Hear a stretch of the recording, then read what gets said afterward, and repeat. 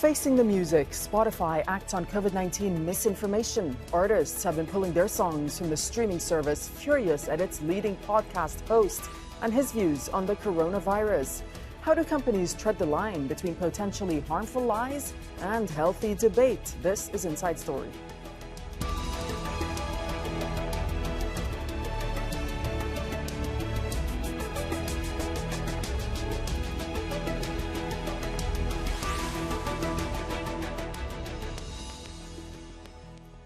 Hello and welcome to the program. I'm Dareen Abughaida in Doha. Boycotted by musicians and feeling anger from listeners and doctors, Spotify has announced a new policy on COVID-19 misinformation. The streaming giant says it'll put content advisories before any of its podcasts that discuss the pandemic. But it won't remove the episodes at the center of the storm. They were hosted by COVID-19 vaccine skeptic Joe Rogan, who's also advocated the potentially dangerous use of a livestock medication to treat the virus. One of the things that Spotify wants to do that I agree with is that at the beginning of these controversial podcasts, like specifically ones about COVID, is to put a disclaimer and say that you should speak with your physician and that these people and the opinions that they express are contrary to the opinions of the consensus of experts, which I think is very important. Sure, have that on there. I'm very happy with that. Also, I think if there's anything that I've done that I could do better is have more experts with differing opinions right after I have the controversial ones. I would most certainly be open to doing that. He may be happy, but Spotify's decision falls short of what Rogan's detractors wanted. About 270 scientists and medical professionals wrote to the company demanding that it stop the podcaster from spreading what they described as COVID-19 falsehoods. While singer-songwriters Neil Young and Joni Mitchell pulled their music from the platform, gaining support from other entertainers as well as the World Health Organization. So in a blog explaining his announcement, Spotify chief executive Daniel Ek wrote, "It's important to me that we don't take on the position of being content censor, while also making sure that there are rules in place and consequences for those who violate them." Here are our guests to discuss all of this. Joining us from Washington, D.C. is Courtney Radsch, who's a journalist and fellow at the UCLA Institute for Technology, Law and Policy. In Barcelona, Jeffrey Lazarus, he's the head of the Health Systems Research Group at Barcelona Institute for Global Health. And in the Dutch city of Maastricht, Catalina Goanta, Associate Professor of Law and Technology at Utrecht University. Welcome to the program. Thanks so much for your time with us. Jeffrey, over to you first. I know that you've said that we need to focus on providing explanations and guidance to combat false information. So Spotify, as we've been reporting, has since said it's working to add advisory warnings to any podcast that discusses COVID-19. For you, is that a satisfactory response by Spotify? I think it's a start to provide verified information, evidence-based information. But I think we need to distinguish between what Spotify calls as controversial compared to what is simply wrong and false. I mean, there are different kinds of information. There's misinformation and there's disinformation. And when Spotify allows information that is directly dangerous, like arguing that vaccines for COVID-19 are not safe or to take unproven treatments, then I think that passes a certain line. Courtney, Spotify has said that in the past that it has removed more than 20,000 podcast episodes that cover COVID-19 since the start of the pandemic, but it didn't with Rogan, the most popular podcast host, with a reported 200 million downloads a month, and they're also paying him $100 million. Why are they not touching Joe Rogan? Is he simply too powerful to touch? Money on him, and he has 10 million viewers, I think, per episode is what I've read. But I think that there's something important here to think about is, Joe Rogan definitely had some problematic guests on, but what's pretty shocking is that Spotify did not have a content moderation policy publicized on its website, that it did not have a mis or disinformation policy 2 years into a pandemic, 4 years after we've seen, the Cambridge Analytica scandal. All all platforms that host user-generated content and which host their own, content that they're paying hosts to provide should have content moderation policies. Those should be clearly laid out, and they need to be proactive in thinking about how they're going to deal with these issues before they become major PR disasters. But also, let's point out, Spotify and Fox News have both sided with their extreme hosts. Tucker Carlson is also one of the leading purveyors of disinformation and inaccurate information about COVID. So, this is not just about Spotify. It's throughout the mainstream media. Important points you raised, which we're going to get into. But Catalina, just weigh in on this for me for a moment, because Rogan has insisted that he was, quote, interested in telling the truth, and they have an opinion. He's referring to the guests that he had on his show. They have an opinion that's different from the mainstream narrative, and I wanted to hear what their opinion is. I mean, does he have a point in any way? So here, what we normally look at when we see this debate is the entire narrative around freedom of expression. So is Spotify a media company that claims they want to be neutral, and they also want to portray opinions very unpopular with some crowds, such as Joe Rogan's and his guests, for instance, Alex Jones, but at the same time also allowing for other types of opinions on the platform. And I think that this is something that we really need to think about. So Spotify has been generally perceived as this media streaming service provider that has been quite hip and cool, and everyone has been using for music. But actually, what we have seen in the past years, and even last year, I think in the spring, Spotify announced new forms of content monetization, and this is bringing more and more voices to the table, and voices who are getting paid, and they are getting paid, for instance, through a new subscription model that Spotify is using. So Spotify is now becoming really a media company, and as just Courtney was mentioning, it is very important that they have rules in check, that they design rules, and that they also align with legal rules around the world. Right. So, Catalina, how much pressure have social media sites in general really been under to tackle misinformation when it comes to COVID vaccines throughout the pandemic? Just give us a sense of that. So I think that misinformation is a very special category because platforms, and we see this also with Meta, they have been really trying to develop policies, very hard policies, or at least according to them, around disinformation. So in here, we already see that there is something that I call in my own research as a regulatory debt, that basically we're putting platforms in this very complicated tension situation because they are between a rock and a hard place. So on the one hand, we want them to take measures and we want them to create their own policies. But on the other hand, for instance, the idea of disinformation, what is that from a legal perspective? Are we speaking about cyber warfare? Are we speaking about some sort of national security standards that need to be just completely explained better for platforms? So I think that this is a very important moment for regulators to really clarify what kind of information don't we want out there. And I think that this is what Jeffrey was mentioning earlier, that some information is just blatantly wrong and some information is controversial. But how do we draw this line and who should do it? And I think that perhaps that those are some very essential points. Jeffrey, over to you. I mean, how do you think that we can balance the sort of individual liberties versus restrictions that are deemed harmful? Well, again, I mean, I would go back to what is evidence-based. So what has been, for example, in the peer-reviewed literature, which has undergone, proper checks and controls, what national agencies are reporting, and what is the normative guidance of leading organizations like the World Health Organization.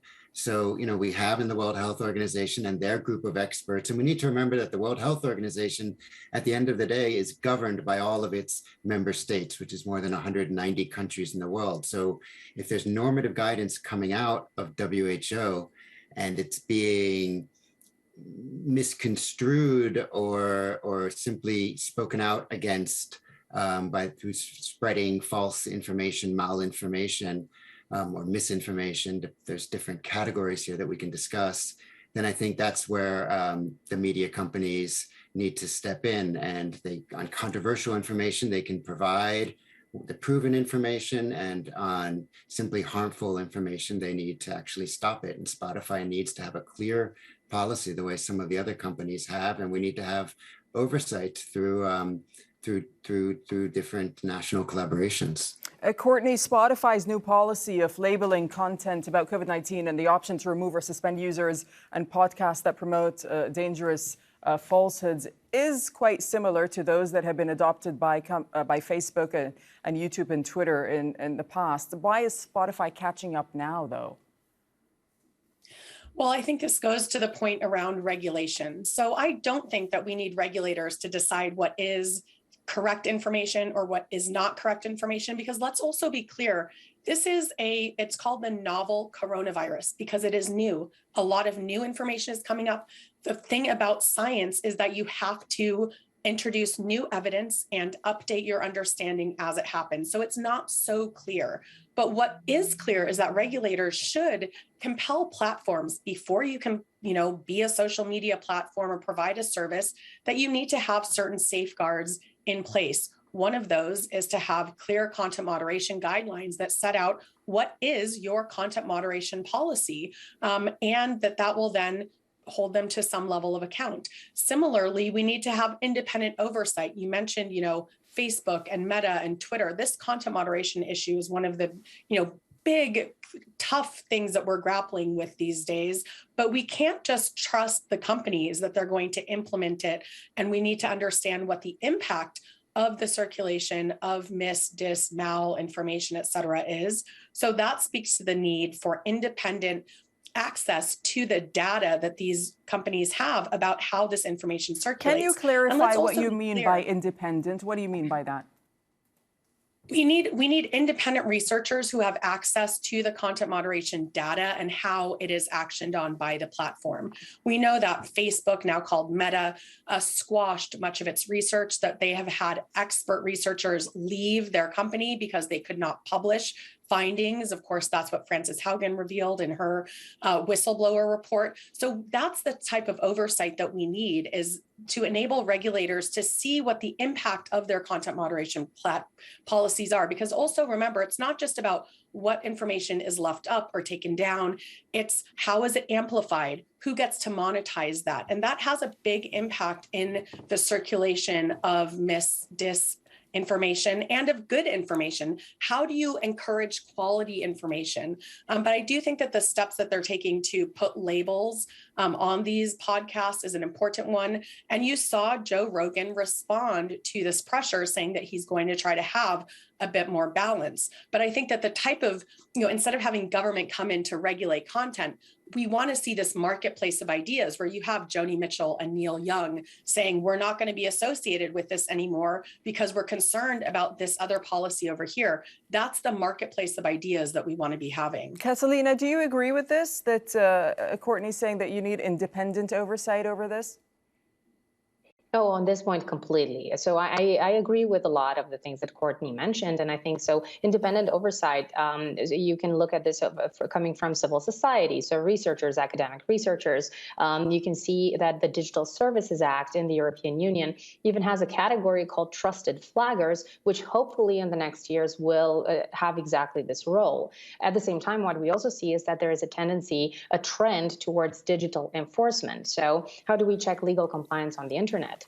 And interestingly, if we look at the new policies, the new content policies from Spotify, they actually even have a category of illegal content where they say illegal content may be, and they give some examples, content that is going to be against the laws of different states. But that's this legal complexity discussion that arises from there.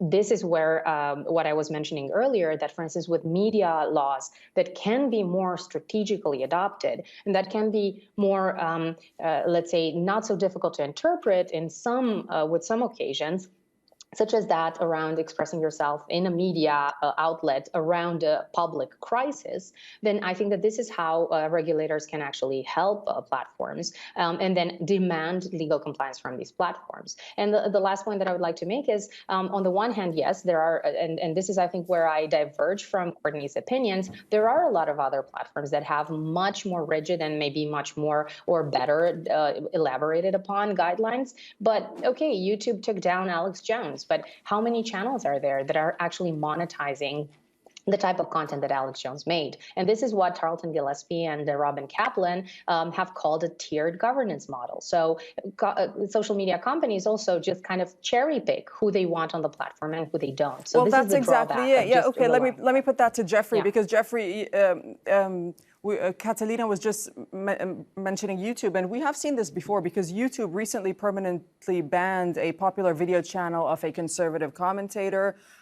Also, Rumble, a video content producer, Rumble has been the target as well, criticized by some for being one of the main platforms for what they call conspiracy communities. Same attack on Substack for refusing to ban writers deemed by some to be hateful. So is this a worrying trend? Could this be seen as, well, we ban anyone that's going off key?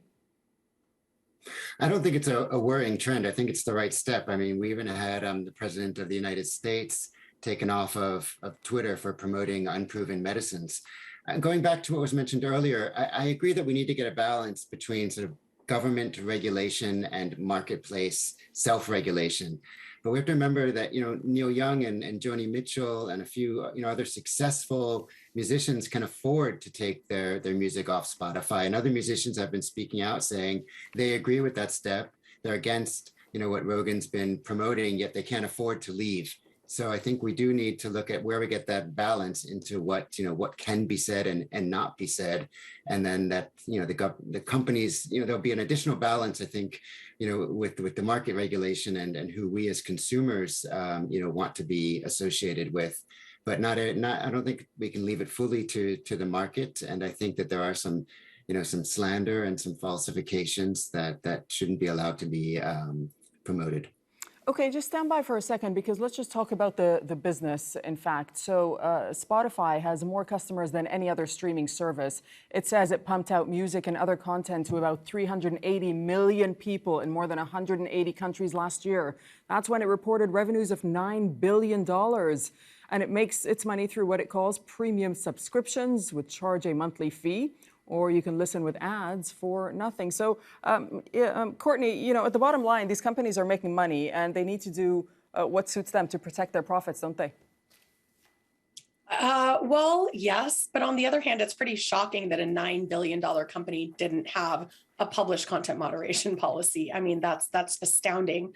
But I think that this goes to the point, which is, you want a variety of platforms. It's absolutely right that if you're a smaller artist and you just depend on those algorithms to flag your music to those hundreds of millions of subscribers, then you're a captive audience. But the thing is, if we're not promoting Alex, Jones of InfoWars and, these really pernicious purveyors of disinformation to millions of people, there's research out of YouTube that shows that 25 or 75% of the population was given information that links them to extremism by looking for very innocuous information. So part of this is getting greater transparency into the algorithmic decision making and what is the basis for how they're recommending content and creating these communities. But you want a pluralistic environment where you have a lot of different choices about where to get your music, where to do your social media, and that sort of thing. And right now we have a bunch of very powerful hegemonic companies. And so you have limited choice. And one way that regulators could deal with that is to increase data portability. Let people take their data and their profiles with them across platforms to make it easier to switch music providers. So if I, as a paying Spotify customer, say, I don't like their policy, I want to move over to Pandora or to whatever the other services are, I can do that more easily and have choice. The greater choices we have, means that people can create different communities with different types of standards, so that if you want a really open, horrific, vile environment, go to that platform. But if you want a nicer, environment less filled with disinformation, you will have those sort of choices available. Catalina, and we just don't have them. All right, Catalina, I see you nodding to what Courtney was saying. Yeah, exactly. So I think that the main switch here with Spotify has been that it hasn't had, or this is my opinion, but it hasn't had a content moderation policy because it has been perceived globally as this music provider, right? Like a streaming of music. But we saw that last year when it started creating new policies for its content monetization of podcasts, we saw that podcasts are, for instance, an example of a product that Spotify wants to export, and it wants to really monetize and really get a lot of followers around. So this is where we're speaking about news and we're speaking about opinions, and content moderation makes so much sense because content moderation isn't just, should we allow music that has vulgar lyrics, but it actually becomes a matter that can really permeate the fabric of society. Yeah, but with these new forms of monetization that you speak of, I mean, there come new challenges, don't there? Absolutely, absolutely. And we see this with all platforms. And what I find interesting, and also just to build on what Courtney was mentioning with portability, I completely agree. Especially because we see that platforms develop very similar features. So now Spotify also has the same type of audio social media feature that Clubhouse has become known for. So I think it makes a lot of sense to go in that direction of portability for sure. Just one more for you before I bring in Jeffrey and Courtney once again. But you were talking about the regulation going forward. I mean, what challenges do you see when it comes to regulation? So this space is normally, if we're speaking about freedom of expression, we're speaking about constitutional law, but we're also speaking about media law. And one thing that we must remember is that if we look at this in a very legal way, then we're speaking about these laws from very specific jurisdictions. They will not be the same in India, in Canada, in Singapore, in Mozambique. Then these rules are going to really reflect other legal standards. And platforms have a problem with trying to align their own interests to the massive complexity of regulation that is available. So obviously, they're going to try to do what is better for their transaction costs. The question for regulators and also for enforcement authorities will be, what is the future of making the invisible visible, meaning making all of these rules not only visible for media companies like Spotify, but also directly applicable on their platforms. Jeffrey, I'd just like to put this to you. This is something that was written by the Royal Society, which I'm sure you're aware is the UK's National Academy of Sciences, and it said that governments and social media platforms should not rely on content removal for combating harmful scientific misinformation online. And they go on to say that there's little evidence that calls for major platforms to remove offending content will actually limit scientific misinformation's harms. I mean, people already, some people, I should say, mistrust institutions, the media, and each other. Won't suppressing voices just make that worse? I think that's absolutely right in many ways, because once material or individuals are demonized and removed from a platform, they get a new platform from which to spread their information.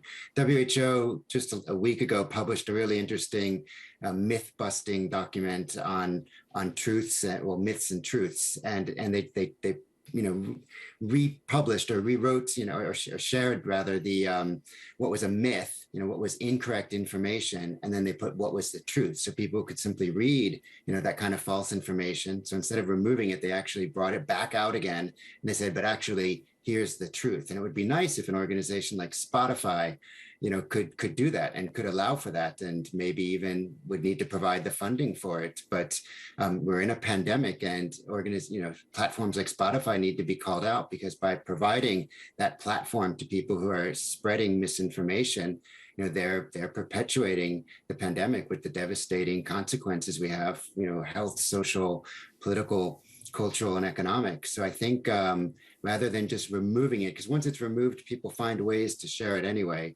would be to actually show what was incorrect. And there's, I think, different Courtney, ways final word for you, because I see you shaking your head. Go ahead. Yeah, actually, the studies show that deplatforming is very effective. So Alex Jones, when he was deplatformed from several major providers, including not just social media, but also, say, payment providers, payment processing providers, it has an impact because a lot of these, it's not just about like, let me give my opinion and, it's horrible. It's also about making money off of it to fund disinformation machines. So deplatforming can be effective.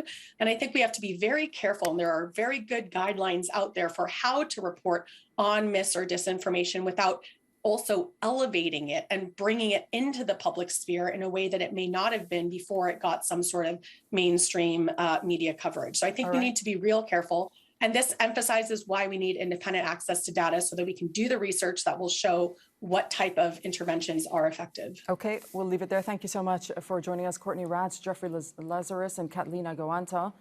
Thank you for watching. You can see the program again anytime by visiting our website, aljazeera.com. For further discussion, you can go to our Facebook page. That's facebook.com/AJ Inside Story. You can join the conversation on Twitter as well. Our handle is AJ Inside Story. From myself and the whole team here in Doha, thanks for watching. Bye-bye for now.